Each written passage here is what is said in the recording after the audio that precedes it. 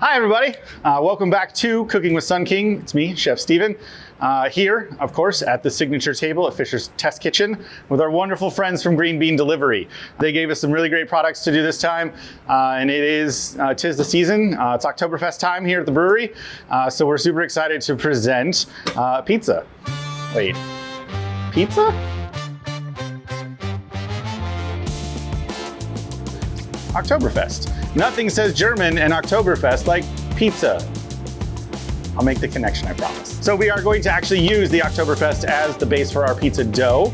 And then we've got a whole slew of really cool ingredients that will kind of mimic a nice little brat on a bun. We're gonna grill that pizza, so we get to do some fun techniques as well. And I think we should get started. Let's do it. Let's do it. Pizza dough. This is definitely my go-to recipe. Shout out Kenji Lopez Alt from Serious Eats. This is exactly 4 ingredients, and of course the base being delicious Oktoberfest beer. It's a German-style lager, and it's perfectly malty, wonderfully delicious. Of course, not super hop forward, not super dark, right in the middle of the road, which is perfect for something like this. So we need 13 ounces, and of course, Oktoberfests come in 12-ounce cans, so we've pulled an extra ounce out of the other can, so that goes in first. There's our extra ounce to make 13 ounces. So we've got beer in a bowl. We need yeast. Yeast is going to be that thing that allows our pizza crust to be airy and delicious and wonderful. As we've kind of previously mentioned, we try to weigh absolutely everything out if we can. This is 3/10 of an ounce of just good instant dry yeast. We're not looking for anything fancy or fresh or whatever. We'll just sprinkle this over the top. The really nice thing about the beer is that it also contains a decent enough sugar content to get that yeast going, but this is going to be a nice long aged dough. We're gonna let this go for a full 24 hours. So we don't need to worry about letting this bloom unless your yeast has been sitting in your refrigerator for the last like 3 years. Then you might wanna make sure it's gonna fully activate, but we go through enough of it that it is ready to go. So we'll go in with our flour next. So I have 20 ounces of bread flour here. Again, you can use all-purpose if you want. You can use 00 flour if you want to go like cool Italian way. The only thing I would maybe stay away from is like whole wheat or buckwheat or anything too heavy. We're looking for a nice light dough here. And of course, since we are going to age this for a full day, it'll have a really nice tang to it and a really wonderful flavor. So 20 ounces of flour. And then finally, the salt. So the salt is very integral in this particular operation because it will kind of keep the yeast from growing too fast, too quick. If we didn't add salt to this at all, your bread dough might completely spill out of the bowl and all over your refrigerator and be kind of a nightmare to deal with. If you add the salt too early, it could kill the yeast. So we always go liquid, then the yeast, then the flour, then the salt. That flour is just a perfect buffer for that yeast. And so we've got 4/10 of an ounce of kosher salt to go over the top. And that's it. No oil, no sweeteners, no, not really anything else. We're at 4 ingredients: beer, yeast, flour, and salt, as simple as you can. We'll mix this by hand. The really cool thing about having an overnight dough as well is that it gives plenty of time for the flour granules to hydrate fully, plenty of time for the gluten to relax. So we'll have a really nice supple dough to work with, and it should be very easy to knead and turn out and make into pizza crusts. We'll just mix all this together. And you do want to mix this until all the flour has been absorbed. It might feel a little tight, but we're not looking for a really wet dough here because we want to be able to roll this out. We will leave this in this same bowl, and you can do this if your house isn't too hot or too cold. You can do this at room temperature if you would like, but we're gonna park this in the refrigerator covered for about 24 hours. We will then shape our balls and then get to grilling. Sound good? So it has been 24 hours. After refrigeration, we pulled it out for about 2. We've portioned it into equal sized pieces of dough, so about 11 ounces each. And we're only gonna make 1 pizza, but the recipe that you're given is definitely enough for all 3. This should be just fine. You should have plenty of ingredients for all of that stuff. We're only gonna make 1 because there is just 2 of us. Yep, still just 2 of us. So let's get started. And I'm actually gonna use a little bit of oil. We're going to the grill with this, so we don't want a whole bunch of flour to waft up and get real smoky and weird. So we're gonna press this out actually just using a little bit of just canola oil, or you can use kind of a light olive oil. We'll grease our surface here, and that'll help us press our dough out. And we do want this kind of thin. When we are cooking this, we wanna make sure it cooks all the way through before it burns. Again, just a little bit of oil over the top. And you can kind of just use your hands if you want. If the dough's a little stodgy or not really wanting to do anything, you can use your rolling pin. We're gonna try and roll this out. Again, it doesn't have to be exact. I'll say that's probably about a 12-inch circle or so. And you can go flat all the way to the edges. You don't have to worry about making a crust or anything. The really cool thing about this is that we're kind of going rustic. We're not looking for the most beautiful pizza in the whole wide world.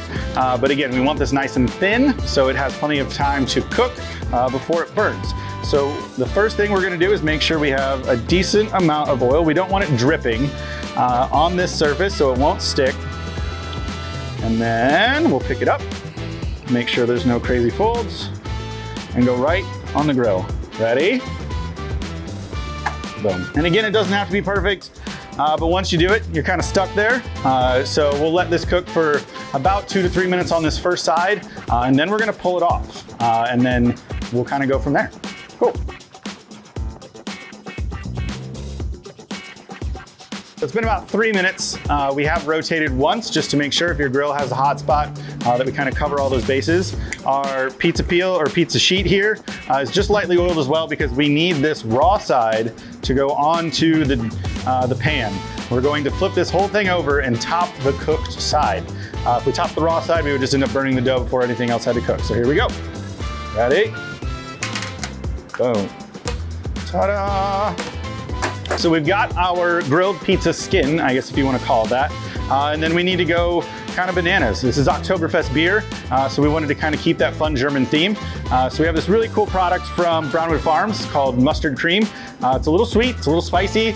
It's got that great kind of German mustard flavor. So we're gonna spread this on first.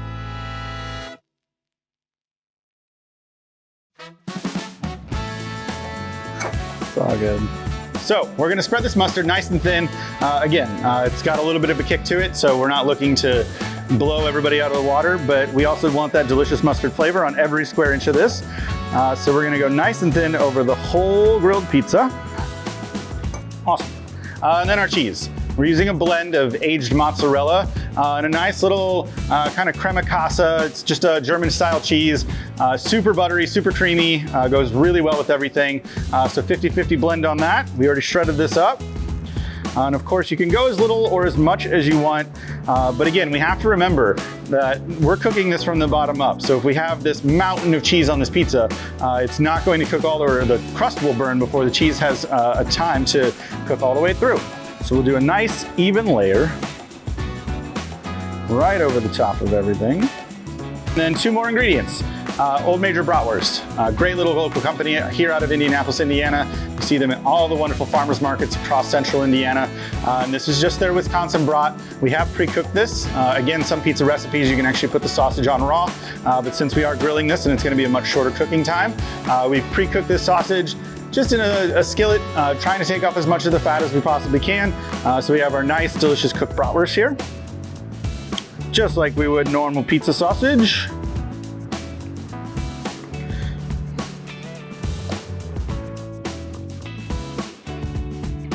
Last but not least, our great friends at Cleveland Kraut. This is their roasted garlic kraut. They obviously do an incredible job. It still has plenty of crunch. It's not super funky. It has that wonderful roasted garlic flavor. So we'll go on with just a nice sprinkling of this last. Yep. To the edges, to the wall. So that's it. Nice simple 4 toppings. We're not looking to overcrowd this once again. We don't want that crust to burn. We're gonna go right back on the grill. So back on the grill, this second side has been oiled. We'll just pop it right there. And we'll monitor that again for another 3 to 4 minutes or until the cheese is nice and bubbly. When we know that cheese starts to bubble, we know that dough's cooked all the way through. We'll keep an eye on for hot spots. We'll rotate that once if needed, and it's pizza time. Enough time. Okay, I think we're pretty much there. Cheese is melted. We know the dough's cooked all the way. It looks nice and delicious and crispy on the bottom, so we'll transfer this back to our pizza pan and let it rest, because that's the most important thing. We could eat this right now, of course, but our mouths would be completely destroyed. Then you couldn't taste anything, so that's not fun. So while this rests, we're just gonna thinly dice or chop some scallions and have that as a garnish over the top for a nice little fresh pop. And then pour ourselves a cold one and go sit on the patio at Pier Fisher's and call it a day. Wrap it up.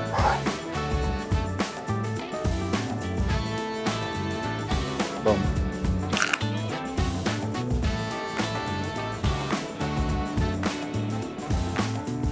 So that was our Oktoberfest pizza crust with our German-inspired pizza.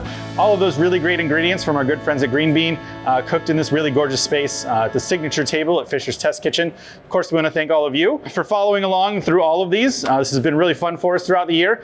We would also like and subscribe for you to like and subscribe. Right down there, you'll see those links for everything, including this delicious baby blue hat I'm wearing. And of course, we want to thank all of you guys for following along. Have a great rest of your day. Cheers.